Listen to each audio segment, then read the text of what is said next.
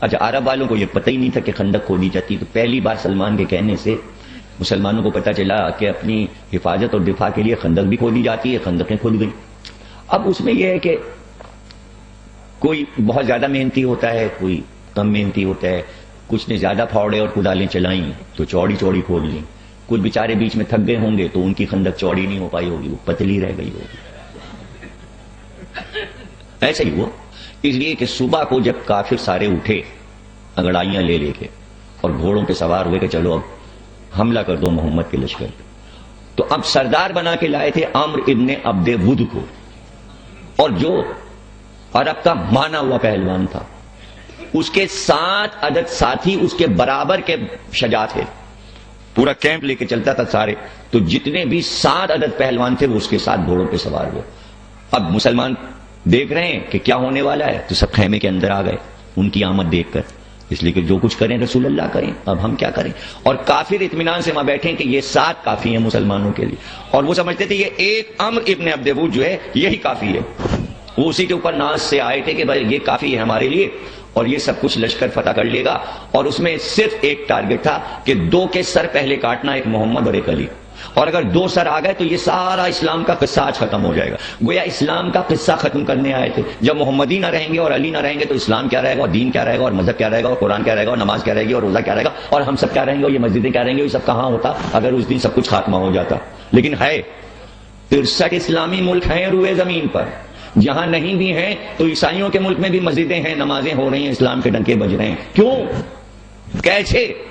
اگر اسی دن عمرو ابن عبد ود اور اس کے ساتھی سب کچھ ختم کر دیتے تو ہوتا کیا ہوتا روئے زمین پر؟ یہی اللہ اس سورے میں جتا رہا ہے مسلمانوں کو کہ سوچو کیا ہوتا اور کیا ہوا تھا، اس لیے اس سورے کو اس نظریے سے پڑھنا چاہیے، سمجھے نا، دیکھنا چاہیے، تلاوت کرنا چاہیے، اور اس کی تفسیر بھی پڑھنا چاہیے۔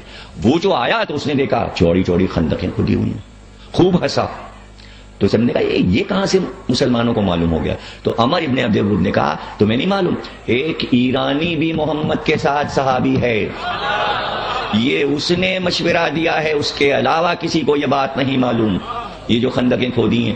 اب سب کہنے لگے اب ہم اس طرف پار جائیں کیسے اور حملہ کریں کیسے؟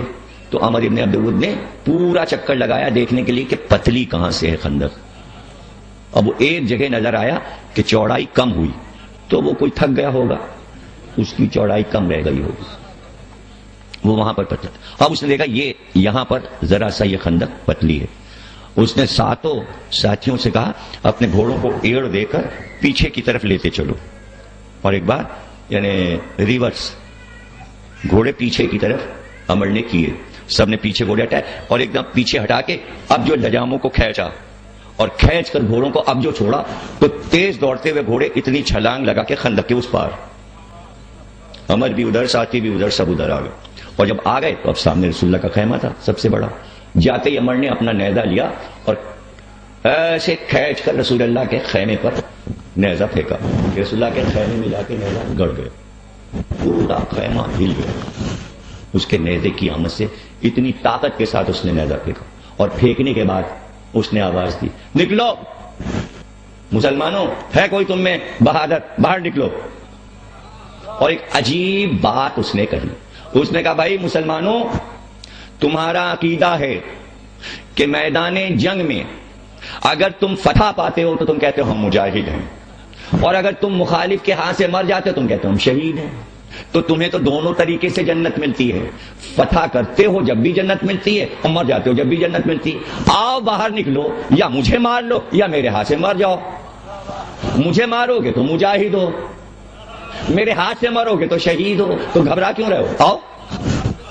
دیکھیں اس نے 2 بڑے ایسے کام کفر کے کیے، اور دونوں میں اس نے عقیدوں پہ حملہ کیا، یعنی رسول کے خیمے پہ نیزہ مارا، یہ رسالت کا عقیدہ، دوسرا عقیدہ جنت کا عقیدہ، جہاد اور شہادت کے عقیدے کو للکارا، یعنی اس نے عقیدے کو للکار کے بتایا کہ ہمیں اسلام سے دشمنی جو ہے وہ شریعت سے نہیں ہے، عقیدوں سے دشمنی ہے۔ وہ دن آج کا دن، آپ سے جو دشمنی ہے وہ عقیدے کی ہے، اپنا ہو یا پرایا، سارا معاملہ عقیدے کا ہے، اور عقیدے ہی پہ سوال ہوتے ہیں، یہ کیا، یہ کیا، یہ کیوں، یہ کیوں، یہ کیوں۔ تو کافر جو ڈرتے تھے وہ اسلامی عقیدوں سے ڈرتے تھے.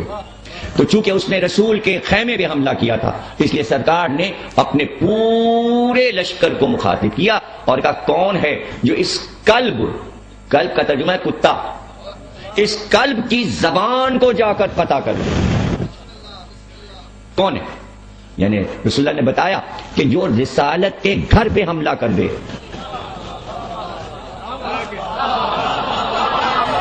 رسالت کے گھر پہ حملہ کر دے, آپ نے بتایا کہ جائے اور اس کی زبان کو قطع کر دے. اب یہاں پر سارا معاملہ جو ہے, لڑائی کا نام جنگ کا ہے جنگ خندق, اور خندق ہے اہم چیز. اور مسلمانوں نے رمضان میں روزہ رکھ کر سحری کے وقت سے کھودنا شروع کیا اور دن بھر کا روزہ بھی گیا, اسی محنت میں ہوا, اور سردی بھی تھی. اتنی محنت سے خندق کھودی. کیوں کھودی؟ کافر ادھر نہ آنے پائے, اور آ گئے. تو خندق کھودنے کا فائدہ, خندق کیوں کھودی؟ ضائع ہو گیا معاملہ. اس لیے کہ جب آ ہی گئے وہ تو پھر خندق کا نہیں.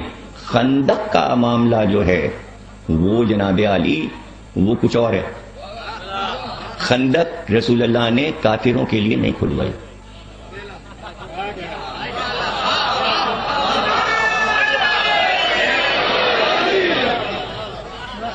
وہ تو آ ہی گئے.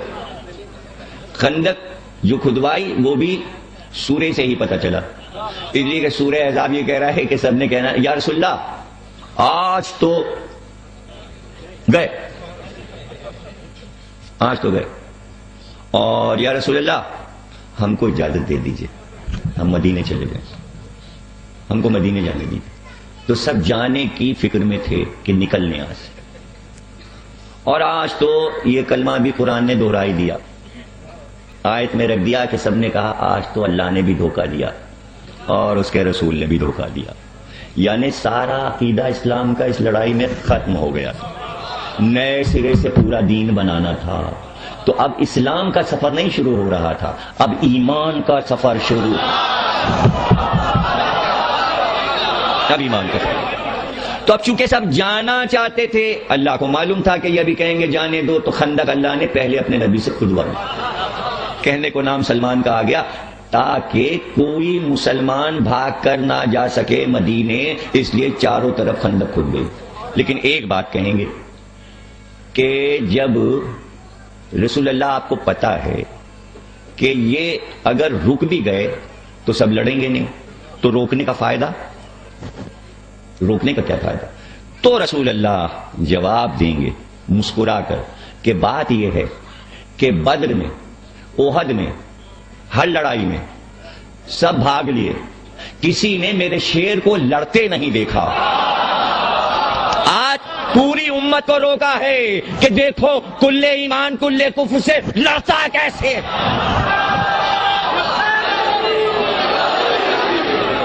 لڑتا کیسے؟ آج رک کے لڑائی دیکھو, اور پھر چاہا کہ سب اللہ کے شیر کو لڑتے دیکھیں. اس لیے جب اس نے آواز دی محمد بھیجو کسی کو, سناٹا. اللہ کہہ رہا ہے عالم یہ تھا جیسے سروں پہ طائر بیٹھ گئے. اب یہ طائر آپ کو پتہ ہی ہے کہ گاؤں میں دیہاتوں میں جو بھینسیں ہوتی ہیں ان کے سروں پہ آ کے کوے بیٹھ جاتے ہیں. یہ محاورہ ہے عربی کا بھی اردو کا بھی. اور وہ کوے جو آ کے بیٹھتے ہیں وہ بھینس کے کان میں جو کیڑے ہوتے ہیں وہ چن چن کے نکالتے ہیں. تو بھینس کو پتا ہوتا ہے کوا جو میرے سر پہ بیٹھا ہے وہ میرا کان صاف کرنے آیا, میں سر اگر ہلاؤں تو یہ اڑ جائے گا. اس لیے جیسے ہی کوا بیٹھتا ہے بھینس چپ بیٹھا رہا کان صاف کر. اسے کہتے ہیں محاورہ جانوروں کے سر پہ پرندوں کا بیٹھنا. تو جیسے بھینس خاموش ہو جاتی ہے کوے کو سر پہ بٹھا کے, یہی عالم مسلمانوں کا تو سب کے سروں پہ طائر بیٹھے, ہل ہی نہیں رہے تھے. اور رسول اللہ کہتے جاؤ بھائی کوئی ہے تم میں جو اس کا جواب دے. سناٹا. اور پہلو میں حضرت علی جیسے ہی وہ آواز دیتا تھا بھیجو, تو علی فوراً کہتے تھے یا رسول اللہ انا لہو. انا لہو کا کیا مطلب؟ یا رسول اللہ اس کے لیے میں ہوں. یہ نہیں کہتے تھے میں جاؤں مجھے اجازت دے, ہر بار کہتے تھے یا رسول اللہ اس کے لیے میں ہوں, انا لہو. اور رسول اللہ بازو دب. پھر کہا کون جائے گا؟ علی کہتے ہیں انا لہو. 3-4 بار ایسے ہی ہوا اور علی کو خاموش کیا. آخر میں ایک آواز آئی، یا رسول اللہ اس کے مقابل آپ کہاں بھیج رہے ہیں، کون جائے؟ کہا کیوں؟ کہا رہے یہ بہت بہادر ہے، ایک بار یہ قبیلے میں جا رہا تھا، رات کو ہم بھی ساتھ میں تھے، قبیلے میں ڈاکوؤں نے حملہ کر دیا، ڈاکوؤں نے حملہ کیا تو اس نے اونٹ کا بچہ اٹھا لیا ایک ہاتھ پر، اس کو سپر بنا لیا، یہ بہت بہادر ہے، اس کے مقابل تو کوئی لڑ ہی نہیں سکتا۔ تو اب اس کی تعریف بھی ہو گئی کتنا بہادر ہے۔ اگر یہ جملے نہ آتے تو پتہ کیسے چلتا علی نے مارا کس کو؟ کسی بزدل کو نہیں مارا علی نے، کسی کمزور سے علی نہیں لڑے، اس لیے یہ بھی ضروری تھا کہ عربوں میں ہی سے کوئی تعریف کر کے بتائے کتنا بہادر ہے۔ اور جب دیکھ لیا کہ کوئی تیار نہیں ہوا تو پھر آپ نے خود کہا علی اٹھو، اور جب علی اٹھے تو یہ شان اس لڑائی میں ملتی ہے کہ اپنے ہاتھ سے علی کی کمر باندھی، یعنی سپاہی بنا کے تیار کیا، اپنے ہاتھ سے کمر میں تلوار لگائی، اور اپنا ہی لباس اس دن علی کو پہنایا تھا جیسے شب ہجرت پہنایا تھا، اور اس کے بعد امامہ سر پہ جو رکھنا چاہتے تھے تو باہر آ کے رکھا، اور حد یہ ہے کہ اپنی نالین بھی علی کو اپنے ہاتھ سے پہنائی، قسمیں بھی خود ہی لگائے، جب تیار کر لیا مجاہد بنا چکے باہر آ گئے تو سر پہ امامہ رکھ کر باندھا سر کے اوپر، انداز سے کہ لڑنے کے لیے جس طرح امامہ باندھا جاتا ہے۔ تو سلمان نے کہا پورا لباس آپ نے خیمے میں پہنایا، تلوار کمر میں خیمے میں لگائی، لیکن امامہ باہر آ کے رکھا تاکہ سب دیکھ لیں امامہ ہم عربوں کا تاج ہے، تاکہ ہمارے بعد اس کے اوپر لڑائی نہ ہو، یہ علی کا ہی ہے، سب دیکھ لیں کہ یہ علی کا ہے۔ اور اس کے بعد پھر رسول اللہ نے اعلان کیا اور کہا کہ دیکھو آج کل کفر کے مقابل کل ایمان جا رہا ہے، کل کفر کے مقابل، چونکہ کل وہ سب احزاب جمع ہوئے تھے تو سارا کفر ایک جگہ جمع تھا اور ان کا دار و مدار عمرو ابن عبد الود پر تھا، تو کل کفر اس کے اندر تھا۔ ایک درود پڑھ لیں۔ تو اب یہاں سارا ایمان جو تھا، قوت ایمانی وہ علی میں تھی، اس لیے کہ سب کی نظر علی پر تھی، کل ایمان جا رہا ہے، اور چلے تو پیدل چلے، گھوڑے پہ نہیں بٹھایا، پیدل گئے علی۔ تو ایک بار ایک بہت بڑے عالم تھے خطیب اعظم، جو کہ خطابت کے بانی ہیں، آج سے کوئی 100 سال پہلے، 125 برس پہلے، خطیب اعظم سبتی حسن صاحب اللہ کا مقام ہو، دکن میں بادشاہ کے سامنے تقریر کر رہے تھے نظام کے، تو یہ واقعہ پڑا تو بادشاہ نے تقریر رکوا کے پوچھا کہ کیوں، کیا گھوڑا نہیں تھا، پیدل کیوں بھیجا، کیا اسلام کے لشکر میں کوئی گھوڑا نہیں تھا؟ تو انہوں نے تقریروں کے جواب دیا، انہوں نے کہا نہیں گھوڑے تو تھے، لیکن چونکہ کہا تھا کل ایمان جا رہا ہے تو اگر گھوڑے پہ بٹھاتے تو کل ایمان میں گھوڑا بھی شامل ہو جاتا،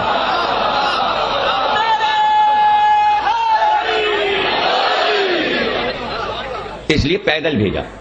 گئے علی، رجز ہوا، نام پوچھا گیا، اس کو پتا چلا، اس نے کہا کہ بھائی تم علی ابو طالب کے بیٹے ہو؟ کہاں؟ تو تم ہم سے کیوں لڑنے آئے ہو؟ ہماری تو ابو طالب سے بہت دوستی تھی۔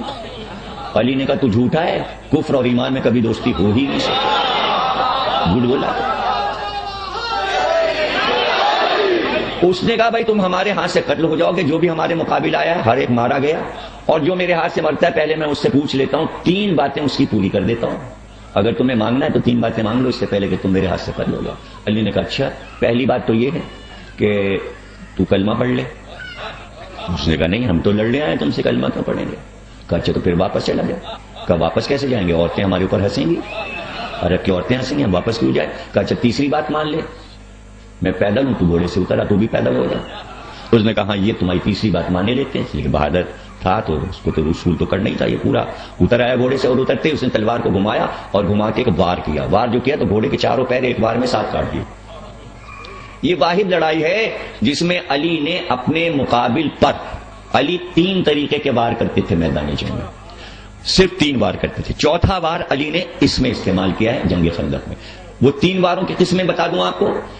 پہلا وار علی جو کرتے تھے وہ کہلاتا تھا طول کا وار، طول کا وار، ایک تھا عرض کا وار، ایک تھا سیفی کا وار۔ جو عرض کا وار علی کرتے تھے وہ اس طرح کہ مقابل کے سر پہ لاتے تھے ذوالفقار اور وہاں سے مارتے تھے، اور 20 سے 2 ٹکڑے کرتے ہوئے ذوالفقار کو زمین تک لاتے تھے، یہ تھا طول کا وار۔ اور عرض کا وار یہ تھا کہ کمر سے ہاتھ مارتے تھے، اور جب کمر کٹتی تھی تو 2 حصے برابر ہوتے تھے اوپر نیچے کے، اور جسم جو تھا وہ اوپر کے حصے کو اس طرح الگ کرتے تھے علی کہ نچلے حصے پہ رکھا رہتا تھا، جب تک گھوڑا نہ ہلے وہ گرتا نہیں تھا۔ یہ عرض کا وار تھا. اور سیفی کا وار یہ تھا کہ ترچھا ہسلی کی ہڈی سے چلتے تھے اور ترچھا وار جب کرتے تھے جنیوں کا تو ترچھا کٹتا تھا. اس میں آدھا بدن ادھر گرتا تھا اور آدھا ادھر. لیکن چوتھا وار علی نے اس لڑائی میں کیا اور اس کے بعد وہی چوتھا وار جب دوسری بار کیا ہے تو جنگ جمل میں کیا تھا. وہ آنے والی کسی تقریر میں عرض کر دیں گے. علی نے عمر پہ جو وار کیا پہلا وار جوابی جو کیا وہ پیروں پر کیا اور ایک ہی وار میں گھٹنے سے دونوں پیر کاٹ دیے, جبکہ یہ وار علی کم استعمال کرتے تھے اور پہلی بار دیکھا گیا. تو اس کی وجہ یہ تھی علی نے جواب دیا کہ تو نے بے زبان جانور کے پیر قطع کیے, یہ اس کا جواب ہے. یعنی بنی ہاشم کو گھوڑوں سے کتنی محبت تھی کہ کافر نے اپنے ہی ساتھی کو جس نے اس کی خدمت کی تھی اس کے پیر کاٹ دیے. اب جو گھٹنے کاٹے تو گر گیا. جب گر گیا تو اب دیر کیا تھی سر کاٹنے میں؟ علی جا کے سینے پہ سوار ہو گئے کہ گلا کاٹ لیں. اس نے بے ادبی کی. بے ادبی جو کی اس نے اپنا لعاب دہن علی کی طرف پھینکا. جیسے اس نے لعاب دہن پھینکا علی سینے سے ہٹ گئے اور ٹہلنے لگے. اب وہ پڑا ہوا ہے علی ٹہلے. مولانا روم نے اپنی مثنوی میں اس بات کو اتنا خوبصورت بیان کیا ہے. کہتے ہیں کہ اس وقت جب علی ٹہلنے لگے تو عمر ابن عبدالود نے پکار کے کہا اے شجاؤں کے شہباز, تم نے مجھے تڑپتا ہوا کیوں چھوڑ دیا؟ ارے کاٹ لو نا میرا سر تاکہ میری مصیبت ختم ہو جائے. اس طرح مولانا روم نے بیان کیا کہ پھر علی نے جواب دیا کہ تو نے بے ادبی کی, مجھے غصہ آ گیا تیری اس حرکت پہ. اگر اس وقت میں تیرا گلا کاٹتا تو اس عمل میں جو عبادت میں کر رہا ہوں اس میں میرا غصہ شامل ہو جاتا, جبکہ میں میدان جنگ میں اللہ کے لیے جہاد کرتا ہوں.